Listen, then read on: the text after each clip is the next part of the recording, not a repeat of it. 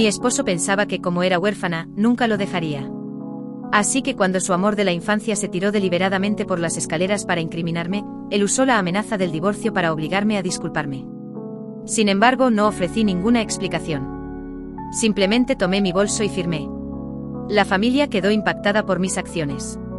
Esperaban que me resistiera a firmar los papeles del divorcio, pero en cambio lo hice sin dudarlo. Eduardo fue el más sorprendido. En el momento en que firmé, una extraña sensación se apoderó de su pecho, dejándolo inquieto. ¿No leíste el acuerdo?, preguntó Eduardo con curiosidad en la voz. Me limpié las lágrimas del rostro y con una sonrisa deslumbrante respondí: puede que sea pobre, sí, una huérfana. Pero cuando salvé la vida de tu abuela, no esperaba nada a cambio. Ella me pidió que me casara contigo para cubrir mis gastos escolares, pero ahora no necesito tu dinero. Lo miré a los ojos con determinación. Luego, inesperadamente, vacié el contenido de mi mochila en el suelo. Para su sorpresa, solo había libros de texto y bolígrafos dentro. Cuando entré a esta casa, no tenía nada más que esto, continué. Sabía que nunca me aceptarían como su nuera, así que traté de encajar. Me convertí en su sirvienta. Hice todo sin cuestionar nada, pero a cambio, no recibí más que humillación. Hice una pausa, luego añadí: todos pensaron que me casé con su hijo por dinero. Pues aquí está todo su dinero de vuelta. Yo, Leticia, juro que nunca gasté un solo centavo de ninguno de ustedes. Le entregué a Eduardo un cuaderno pequeño. Una tarjeta bancaria. Este cuaderno contiene cada centavo que me diste. Nunca lo usé. Abrí una cuenta y deposité el dinero.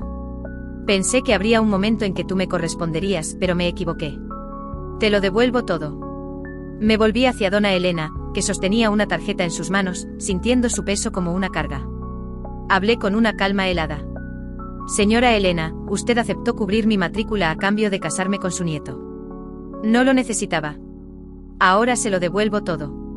Dona Elena se conmovió hasta las lágrimas, pero no le presté atención. Mi corazón estaba endurecido por la traición. ¿Cómo podemos estar seguros de que esta tarjeta funciona?, cuestionó Renata, siempre obsesionada con el dinero. Me giré y le di una mirada fría, haciendo que Renata se encogiera en su asiento. Puedes verificarlo en el banco. No tengo miedo de perder riquezas. No soy como tú, que temes a la pobreza. Todos quedaron impactados por el nuevo lado que estaban presenciando de mí. Parecía diferente, fuerte, inquebrantable y segura de mí misma. Luego fijé mis ojos en Fabiana, que parecía frágil y debilitada en los brazos de Eduardo. Noté una leve sonrisa en el rostro de Fabiana. Todo me golpeó de repente. Fabiana había fingido sus heridas para incriminarme y manipular a Eduardo para que se divorciara de mí. La furia surgió dentro de mí. Caminé hacia Eduardo y Fabiana, mi rabia evidente. Fabiana tembló y Juliana sonrió con malicia. ¿Te arrepientes del divorcio? Ahora es demasiado tarde. Ignorando a Juliana, miré fijamente a Fabiana. ¿Te empujé, señorita? Lo hice, pregunté con mi voz impregnada de hielo. Fabiana se encogió, su actuación flaqueando mientras sollozaba. Estoy asustada. Por favor, haz que se vaya, gritó. La voz de Eduardo fue fría. Leticia, ya firmaste los papeles, ¿qué más quieres? Me reí, pero no había alegría en ello, solo un dolor amargo. Mi risa se detuvo abruptamente y sin previo aviso, abofeteé a Fabiana en la cara. El sonido de la bofetada resonó en la habitación, dejando a todos atónitos. Eduardo estaba furioso. Leticia, gritó, levantándose para confrontarme, pero sin inmutarme, levanté la mano y lo abofeteé a él también, sorprendiendo a toda la familia. Fue la primera vez que alguien se atrevía a golpearlo, y mucho menos su exesposa. Señorita, esa bofetada es por acusarme falsamente, dije con frialdad. Si hubiera sabido que planeabas incriminarme, te habría empujado por las escaleras yo misma. No mereces estar aquí, jugando con la vida de las personas para salirse con la tuya. Me volví hacia Eduardo, mis ojos penetrantes. No solo la elegiste a ella en lugar de a mí, sino que conspiraste con ella para arruinarme. Puede que sea pobre, pero sé lo que significa ser humana. No soy tan despiadada como tu amante, que es capaz de llegar tan lejos para engañarme y lastimarme. Ustedes dos se merecen el uno al otro. Mi voz tembló con emoción. Defiendo la paz. No buscaré venganza, pero ya terminé con esta familia. Somos extraños. De ahora en adelante, si nuestros caminos se cruzan de nuevo, te destruiré. Nos destruiré a ambos si es necesario. Con esas palabras finales, me di la vuelta con el corazón cargado de dolor y rabia. Me dirigí hacia la puerta, dejando a la familia atónita detrás. De pie bajo la lluvia, miré hacia el cielo con lágrimas mezclándose con la tormenta. Después de todo lo que hice por ellos, este es mi final. Me burlé de mí misma, riéndome con amargura. Luego llamé a mi mejor amigo Enrique para que viniera a recogerme. Dentro de la mansión, Eduardo me observaba desde la ventana. Mi figura encorvada bajo la lluvia esperando a Enrique despertó algo dentro de él. Eduardo apretó los puños. ¿Por qué esto se siente tan mal? ¿Por qué parece tan derrotada? Justo entonces, un auto blanco se detuvo afuera. Un hombre alto y apuesto salió con un paraguas. No sentía los pies. La lluvia caía con tanta fuerza que empapaba cada centímetro de mi cuerpo, pero aún así, me quedé ahí, de pie en la acera, esperando a Enrique. No era solo por la carona. Era por orgullo. Quería que esa familia viera por última vez, que no iba a rogar, que no iba a suplicar, que mi dolor era silencioso, pero lleno de dignidad. Enrique estacionó el auto con calma, bajó con el paraguas y corrió hacia mí. Me miró con ojos grandes, entre asustado y furioso. Leticia, ¿qué te hicieron? Solo le sonreí. Una sonrisa vacía, que ni yo sabía si era de ironía o de agotamiento. Entré al auto sin decir nada. Enrique encendió la calefacción y me ofreció su chaqueta, pero la rechacé. En ese momento yo quería sentir el frío. Necesitaba que ese dolor físico me recordara que lo que había pasado era real. Que no era solo otra pesadilla en la mansión de los leones, como empecé a llamar a esa familia en mi cabeza. Una manada que me devoró poco a poco. ¿Vamos a mi casa o a la pensión de Dona Olivia?, preguntó conduciendo lento. A lo de Dona Olivia, dije. Al menos allí nadie preguntaría nada. Al menos allí volvería a ser invisible. Y la invisibilidad había empezado a sentirse como libertad. Al llegar, subí directo al cuarto diminuto que alquilaba antes del matrimonio. Era como retroceder en el tiempo, solo que ahora con el alma hecha pedazos. Enrique no insistió en acompañarme. Conocía mis silencios. Me dejó con un beso en la frente y un «llámame si necesitas algo». Apenas cerré la puerta, me dejé caer en el suelo. No lloré. No grité. Solo me senté ahí con el cabello goteando, mirando el techo húmedo y manchado como si fuera más reconfortante que los brazos de Eduardo alguna vez. ¿Cómo pudo? ¿Cómo pudo? Pasaron días sin que saliera. Solo dormía, despertaba, comía cuando me acordaba. Enrique venía, dejaba comida en la puerta, me mandaba mensajes. Yo no respondía. ¿Cómo iba a hablarle al mundo si ni siquiera podía hablarme a mí misma? La mañana del cuarto día, mi celular vibró sin parar. Mensajes. Llamadas. Enrique, abre la puerta. Es urgente. Me arrastré hasta la puerta y abrí. Enrique entró con el celular en la mano. Me lo mostró. Era un vídeo. Fabiana en el hospital con collarín dramatizando frente a un reportero. Yo solo quería ayudar, pero ella me odiaba por estar cerca de Eduardo. Me empujó. Temí por mi vida. Solo quiero justicia. Sentí ganas de vomitar. Fabiana, que fingió todo, ahora se hacía la víctima en televisión. Peor aún, la gente le creía. Los comentarios eran una mezcla de lástima y odio hacia mí. Pobre mujer. Otra loca celosa. Eduardo se libró a tiempo. Te están pintando como una desequilibrada, Leticia. Como si el golpe fuera solo el comienzo de algo peor, dijo Enrique con la mandíbula apretada. Eduardo no dijo ni una palabra. No te defendió. Me senté en la cama con el corazón a mil. Me estaban destruyendo. Otra vez. Pero ahora no era dentro de la mansión. Era afuera, ante todos. Ellos no van a parar, Enrique. Me quieren borrar. Me humillaron, me descartaron, y ahora me están criminalizando. Y él sabe la verdad. Vio todo. Y sigue callado. Enrique no respondió. Solo me miró esperando que dijera algo más. Pero yo no sabía qué decir. Aún. Al día siguiente me levanté temprano y volví a la universidad. Me recibieron con cautela. Sabían que la familia de Eduardo había pagado mi matrícula, pero nadie sabía bien por qué. Reanudé mis estudios con el dinero que había guardado. El mismo dinero que rechacé devolverme a mí misma. Porque sabía que un día lo iba a necesitar. Los estudiantes murmuraban a mi paso. Me observaban con curiosidad, otros con lástima. Yo caminaba con la cabeza en alto, aunque por dentro me sintiera hecha cenizas. En una de las clases, el profesor de Derecho Civil me pidió que me quedara al final. Pensé que sería una advertencia.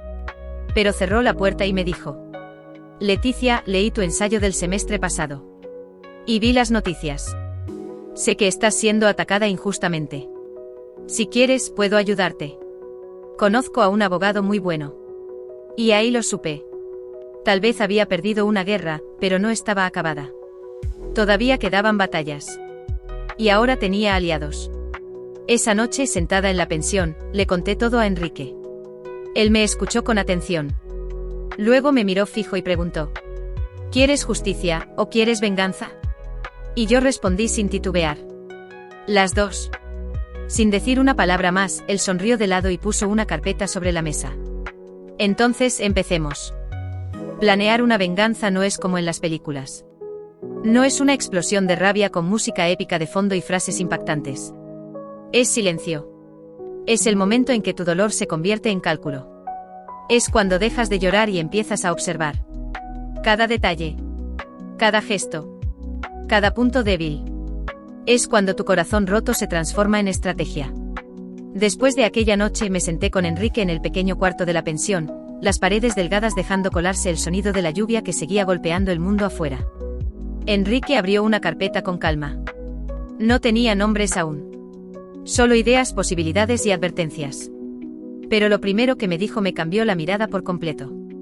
Usaron tu dolor para escribir una historia falsa. Ahora tú vas a usar esa historia para destruirlos. No respondí. Solo asentí con la cabeza. Empezamos desde el principio. Enrique fue anotando cada recuerdo que le contaba, esta vez sin lágrimas, solo con claridad. Le hablé de las humillaciones, de las frases que Renata soltaba sobre mis orígenes, de las burlas de Juliana frente a visitas, de cómo la abuela me aconsejaba, mientras dejaba claro que yo nunca estaría a la altura. Le hablé del silencio de Eduardo, de cómo fingía ternura cuando en realidad me ignoraba. Y luego, claro, de Fabiana. Cada palabra, cada escena, cada gesto fue escrito. Enrique lo organizaba como un abogado preparando pruebas. Pero no era solo eso. Era la primera persona que me veía como una mujer completa, aún hecha pedazos. Ahora no se trata solo de limpiar tu nombre, Leticia, dijo Enrique, apuntando una palabra en mayúsculas en la hoja: credibilidad. Su credibilidad es su armadura. Tu destrucción se construyó con esa imagen que tienen. Si la agrietamos, todo se viene abajo. Durante los días siguientes, Enrique me llevó a una pequeña firma legal. Allí conocimos a Marcos, un abogado serio con pocas palabras, pero con los ojos bien abiertos. Escuchó mi historia sin interrumpirme. Cuando terminé, solo dijo: He visto familias como esta. Usan el poder y la imagen como un arma. Pero si de verdad quieres que caigan, no puede ser con gritos ni rabietas. Es con pruebas. Con inteligencia. Con precisión. Y así empezamos. Reunimos mensajes antiguos, registros bancarios, correos que demostraban cómo Fabiana se había acercado a Eduardo desde antes del accidente. Grabaciones en las que la abuela insinuaba que debía ser obediente para el bien del apellido.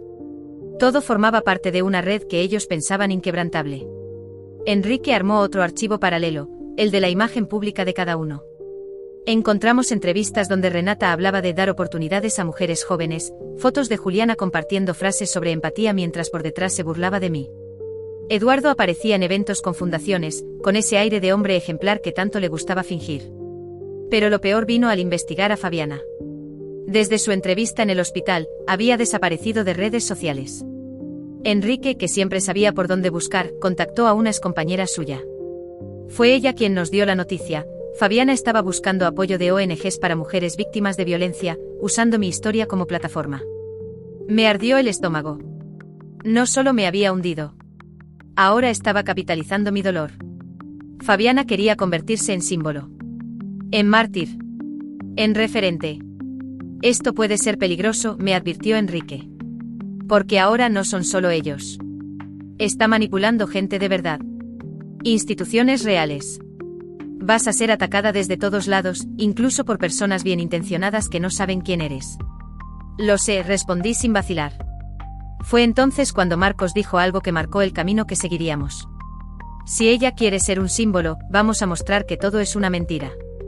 Pero con paciencia. Primero sembramos la duda. Después mostramos la verdad. Esa noche regresé sola a la pensión. Me recosté en la cama y miré el techo como tantas veces lo había hecho. Solo que esta vez no me sentía invisible. Yo ya no quería desaparecer. Yo quería que cada uno de ellos sintiera lo que yo sentí ese día bajo la lluvia, el mundo entero mirándote sufrir, y nadie tendiéndote la mano.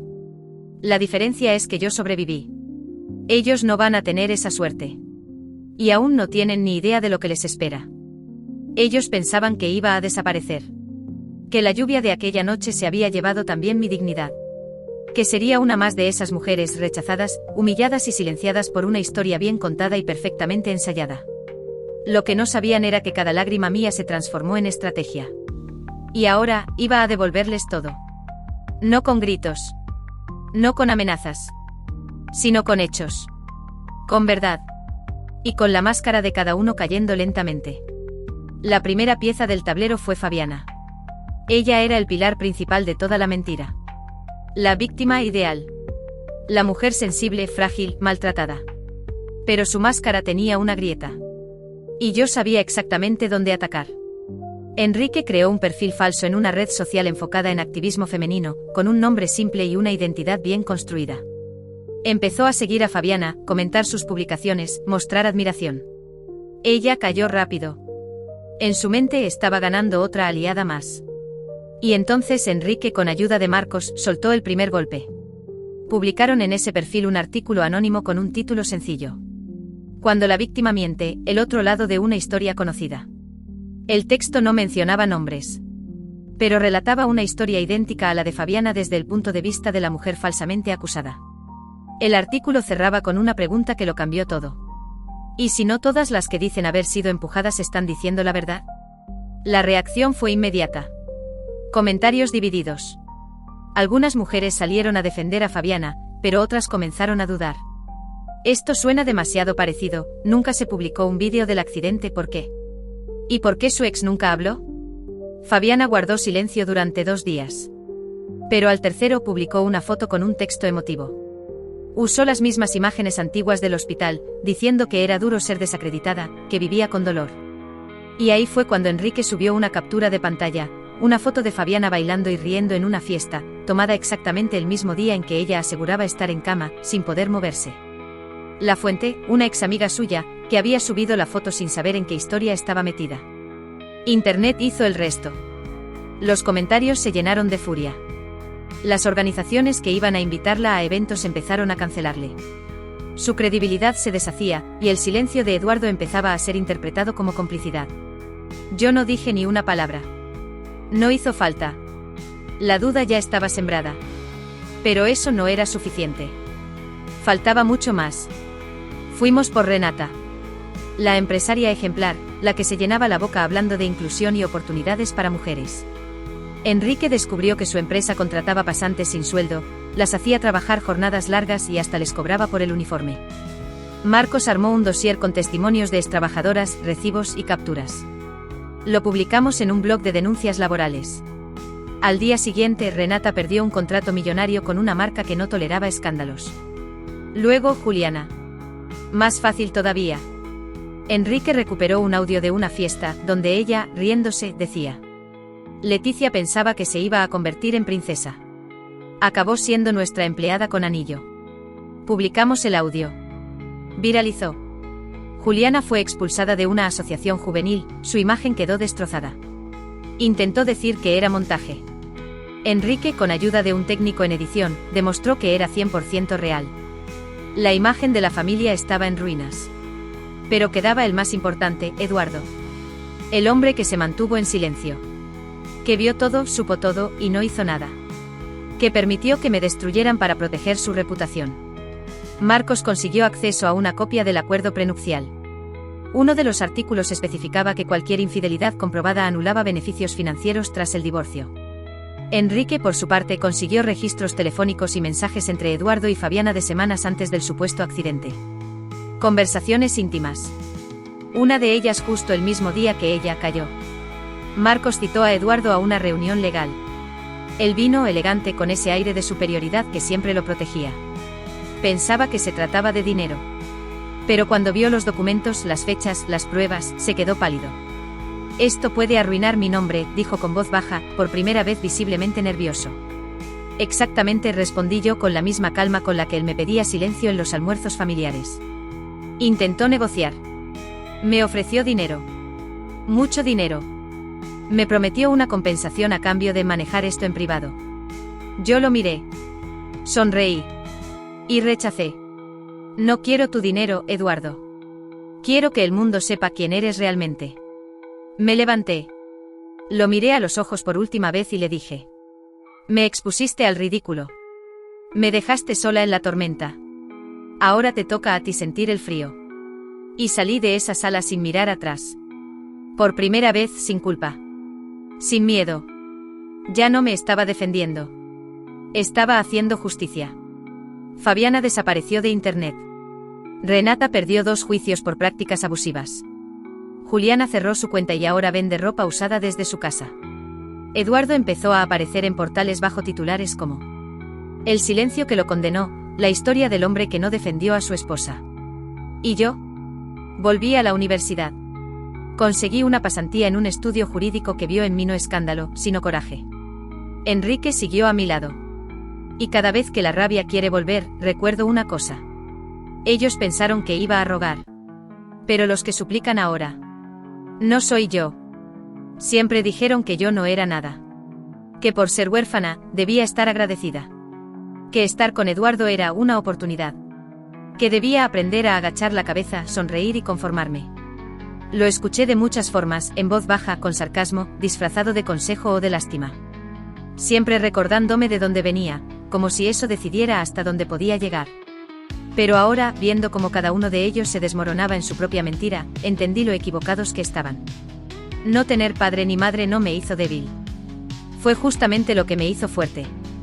El abandono me enseñó a ser mi propia red. La soledad me enseñó a no necesitar aplausos.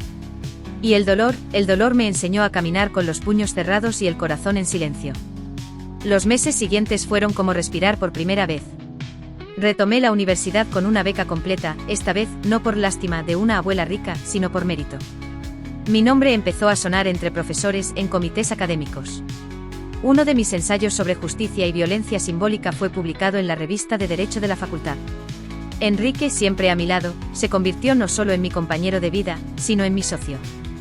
Juntos creamos un pequeño proyecto de asesoría legal para mujeres que, como yo, habían sido anuladas, desacreditadas, silenciadas. Un día, mientras desayunaba en la cocina de la pensión, Dona Olivia me miró con ternura y dijo: Cuando llegaste aquí, eras como un pajarito con el ala rota. Ahora mírate, pareces un huracán. Y por primera vez en mucho tiempo, sonreí de verdad. Porque sí. Me convertí en la tormenta que todos ellos temían. Eduardo pidió licencia en la empresa familiar. Los patrocinadores comenzaron a retirarse después de los escándalos públicos. Su imagen, esa que tanto cuidó, se evaporó sin necesidad de grandes titulares. Solo con la verdad lentamente cayendo como gotas que perforan una piedra. Fabiana intentó reinventarse como activista en otra ciudad. No le funcionó. Donde iba, ya sabían quién era. La verdad viaja más rápido que cualquier discurso ensayado. Terminó sola, sin apoyo, sin credibilidad. Renata vive ahora entre auditorías laborales y juicios de extrabajadoras. La mujer que hablaba de liderazgo ahora teme cada email que recibe. Juliana desapareció de la vida pública. Dicen que se fue a vivir con una tía en el interior, con las redes sociales cerradas y sin salir de casa desde que su audio se hizo viral. ¿Y yo? Nunca tuve que tocarlos. Nunca necesité gritar. Nunca busqué escándalo. Solo fui yo misma. La mujer que ellos subestimaron. La huérfana que, sin deberle nada a nadie, se levantó sola. Una tarde tranquila, ya en nuestro nuevo despacho, Enrique me preguntó mientras tomábamos café: ¿Y ahora qué vas a hacer con tu libertad?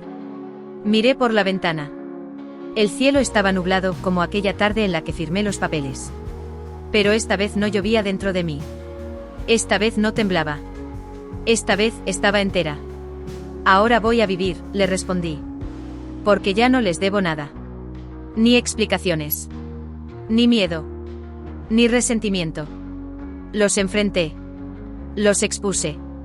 Me arrastraron hasta el fondo, y salí con mi propia escalera.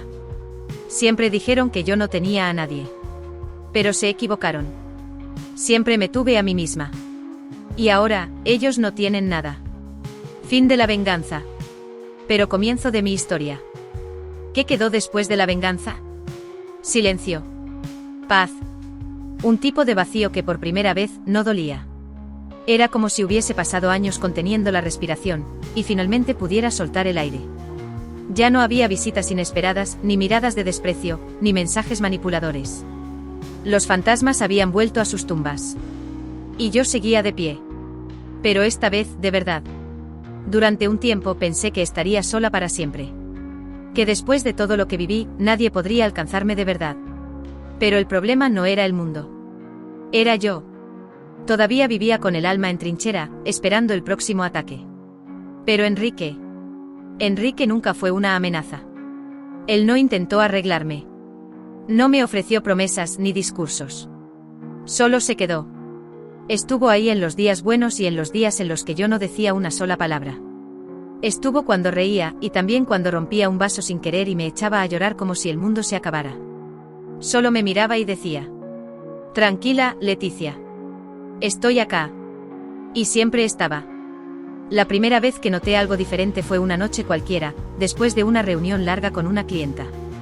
Estábamos agotados, sentados en el sofá de la oficina, comiendo pizza fría y riéndonos por una tontería que ya ni recuerdo. Enrique me miró un segundo más de lo normal. Lo sentí. Pero en vez de apartarme, lo miré de vuelta. No había tensión. No había miedo. Solo calma. Enrique era hogar. Pero también era nuevo. Era todo lo que nunca tuve: seguridad sin encierro, compañía sin presión, cariño sin lástima. Nada cambió de un día para otro. No hubo fueron felices para siempre e inmediato. Pero con el tiempo, sin darnos cuenta, empezamos a compartir más que la oficina. Empezamos a compartir la vida. Empezó a pasarme a buscar por la universidad cuando tenía clases por la noche.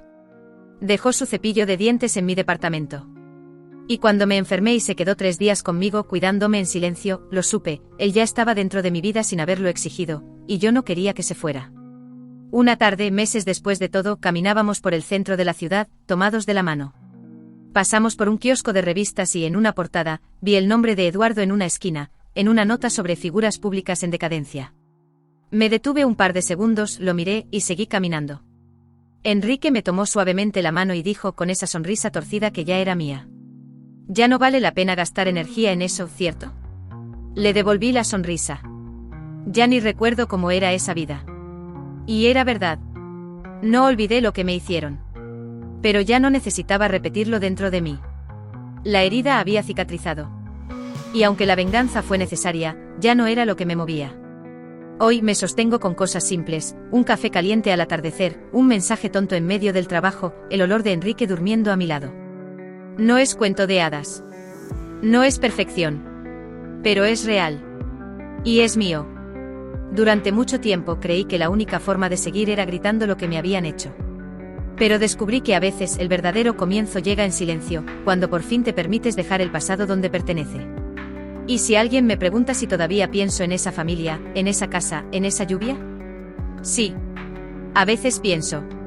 Pero lo hago con la misma distancia con la que se recuerda un sueño viejo. Porque ahora, al fin, desperté. El tiempo pasó. No como en las películas, con finales espectaculares o vueltas dramáticas. Pasó en silencio, en la rutina, en las mañanas tranquilas, en las pequeñas decisiones. Y con ese paso lento, la vida fue tomando forma. Yo seguí adelante. Pero a veces, incluso cuando una ya no guarda rencor, surge la curiosidad: ¿qué fue de ellos? De los que un día creyeron estar por encima de todo. La respuesta es simple: la verdad, tarde o temprano, cobra su precio. Y lo mejor, es que yo no tuve que hacer absolutamente nada. Fabiana, por ejemplo, intentó reinventarse 1000 veces. Se mudó a otra ciudad, cambió de look, trató de hacerse pasar por activista en redes sociales, contando su historia falsa una y otra vez. Grabó vídeos llorando, publicó frases motivacionales, pero las contradicciones eran muchas y las pruebas ya estaban ahí. Las marcas dejaron de contactarla, perdió seguidores, y su nombre se volvió sinónimo de fraude. La última vez que supe de ella, vivía con una tía, evitando cualquier tipo de exposición pública. Su papel de víctima ya no le servía ni a ella misma. Renata, la gran empresaria, acabó perdiendo contratos, prestigio y reputación. Las denuncias por explotación laboral salieron a la luz con más fuerza, extrabajadoras hablaron sin miedo. El comité de mujeres líderes que dirigía fue desmantelado por falta de credibilidad. Intentó lanzar una tienda online, pero sin apoyo, sin respeto, sin el nombre limpio de antes, todo se apagó. Hoy sobrevive lejos del centro, lejos de la influencia que tanto ostentaba. Juliana desapareció. Literalmente. Después del escándalo del audio, las marcas rompieron contrato, los seguidores se burlaron, y la imagen de chica elegante e influyente se convirtió en un chiste. Intentó volver como coach de autoayuda, pero nadie le creyó. Se fue a vivir con una tía en el interior, cerró todas sus redes sociales. Dicen que está en tratamiento por ansiedad. Y aunque no la odio, siento lástima. Porque fingió tanto que cuando todo se cayó, no supo quién era sin la máscara. Y Eduardo, el hombre que dejó que me hundiera. Él trató de reconstruir lo que quedaba de su vida pública. Se alejó de la empresa por temas personales, pero todos sabían que su imagen estaba destruida. La gente dejó de confiar en él. No por lo que hizo, sino por lo que permitió. Fue el silencio lo que lo condenó. Intentó rehacer su vida amorosa. 2 veces. Ambas relaciones fracasaron. No por infidelidades, sino porque nadie soportaba estar con alguien que se quedó callado mientras su esposa era públicamente humillada. La nueva generación lo canceló. La vieja lo evitó. Y él se encerró en sí mismo. Aquel que una vez dijo que yo lo necesitaba, hoy no tiene a nadie. Vive con la reputación arruinada, rodeado por los restos de lo que fue su prestigio. ¿Y yo? Yo viví. Crecí. Me reconstruí. Enrique y yo formamos algo real. Cometimos errores, reímos, sanamos juntos. Construimos un proyecto sólido y humano. Ayudé a otras mujeres a defenderse, a levantarse, a creer en ellas mismas. Transformé mi historia en fuerza. No regresé nunca más a esa casa. Ni volví a pensar en ellos con dolor. Solo con distancia. Hoy, el pasado ya no me persigue. Me acompaña como una prueba de que sobreviví. De que fui más fuerte que todo lo que me hicieron. De que el nombre Leticia, que intentaron pisotear, ahora brilla por sí solo. Y si pudiera volver en el tiempo y mirar a aquella Leticia empapada bajo la lluvia, con el corazón hecho pedazos y un papel de divorcio en la mano, solo le diría una cosa. No perdiste. Te liberaste. Y el tiempo se encargó de demostrarlo. ¿Para todos? Pensé muchas veces en cómo terminar esta historia. Durante mucho tiempo imaginé qué diría si algún día llegaba hasta aquí, viva, entera, fuerte. Pero ahora que estoy aquí, que miro hacia atrás, entiendo que las palabras más poderosas no son las que lastiman, son las que liberan. No soy una heroína. No soy perfecta, ni un ejemplo de superación sin caídas. Me caí muchas veces. Fui humillada, rechazada, traicionada.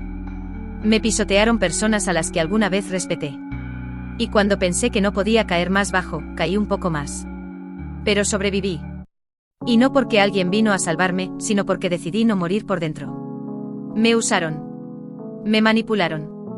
Me descartaron. Por una familia que se creía demasiado importante como para valorar a alguien como yo. Pero al final, fueron ellos los que se destruyeron solos. ¿Y sabes qué fue lo que más dolió? No fue la traición. Ni las mentiras. Ni siquiera la soledad. Lo que más dolió fue haberme anulado a mí misma. Haberme callado o encogido intentando agradar. Pensando que si era lo suficientemente buena, alguien, algún día, me escogería. Pero no se gana haciéndose pequeña para encajar en la vida de otros. Una gana cuando aprende a respetarse a sí misma, incluso cuando nadie más lo hace. Si hay algo que esta historia me enseñó es que no toda herida merece venganza, pero toda herida necesita una lección. No me hice fuerte por devolver los golpes. Me hice fuerte cuando entendí que mi valor no dependía de nadie. Hoy no necesito que nadie me valide. Porque yo finalmente me valido a mí misma. Y si tú que estás leyendo esto alguna vez te sentiste ignorada, invisible, rechazada, escucha con atención. Tú no eres lo que te hicieron. Eres lo que decides hacer con lo que te hicieron. Mis cicatrices no son vergonzosas. Son pruebas de que estuve en el infierno y salí caminando. Hoy no necesito que Eduardo me pida perdón. No necesito que Juliana me reconozca. No espero que Renata acepte su culpa. Porque la única persona que necesitaba verme con claridad era yo. Y ahora por fin me veo. Con cada herida. Con cada error. Pero sobre todo con la valentía de haber empezado de nuevo. Esta historia termina aquí. Pero mi vida no. Ahora sigue con amor. Con libertad. Con verdad. Y con la promesa firme de que nunca más voy a callarme.